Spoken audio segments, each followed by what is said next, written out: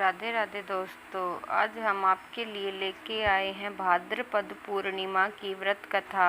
भाद्रपद पूर्णिमा के दिन उमा महेश्वर व्रत करने का भी विधान बताया गया है। धर्म शास्त्रों में इस पूर्णिमा के दिन भगवान शिव और माता पार्वती की पूजा की जाती है। इसके साथ ही रात्रि के समय जागरण करना चाहिए। नारद पुराण और मत्स्य पुराण में इस व्रत के बारे में भी बताया गया है। इस व्रत को करने से दाम्पत्य सुख प्राप्त होता है। उमा महेश्वर व्रत के साथ ही कथा भी सुननी चाहिए। इस कथा को सुनने से व्रत का संपूर्ण फल मिलता है। कथा इस प्रकार है। ऋषि दुर्वासा जी एक बार भगवान शिव शंकर जी के दर्शन करने उनसे मिलने कैलाश जाते हैं। कैलाश पर भगवान शिव और माता पार्वती जी के दर्शन कर वह अत्यंत प्रसन्न होते हैं। भगवान शिव ऋषि दुर्वासा को एक पुष्प माला भेंट करते हैं, जिसे दुर्वासा प्रेम से स्वीकार कर लेते हैं। भगवान से भेंट कर लेने के पश्चात दुर्वासा वहां से आगे निकल पड़ते हैं। मार्ग में वह भगवान श्री विष्णु जी के दर्शन के लिए भी उत्सुक होते हैं और उनसे मिलने के लिए विष्णु लोक जाने के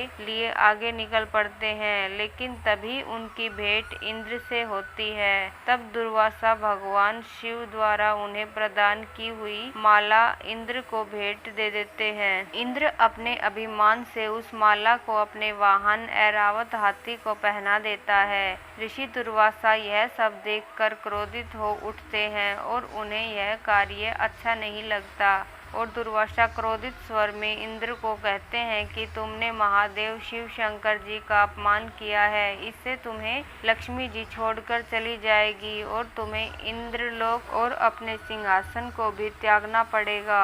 यह सुनकर इंद्र जी ने ऋषि दुर्वासा जी के समक्ष हाथ जोड़कर क्षमा याचना करी और इस श्राप से मुक्त होने का उपाय पूछा। इंद्र की विनय सुनकर दुर्वासा जी कुछ शांत हुए और क्रोध शांत होने पर ऋषि दुर्वासा जी ने इंद्र को बताया कि उसे उमा महेश्वर व्रत करना चाहिए, तभी वह अपने स्थान को पुनः प्राप्त हो पाएगा। तब इंद्र ने इस व्रत को किया। उमा महेश्वर व्रत के प्रभाव से लक्ष्मी जी समेत सभी वस्तुएं जो उनसे छिन गई थी सभी की प्राप्ति होती है। तो दोस्तों, ये थी भाद्रपद पूर्णिमा की व्रत कथा। यदि आपको अच्छी लगी हो तो मेरे चैनल को सब्सक्राइब कर लें, ताकि आपको आने वाली हर कहानी की नोटिफिकेशन मिल जाए। धन्यवाद दोस्तों कहानी सुनने के लिए।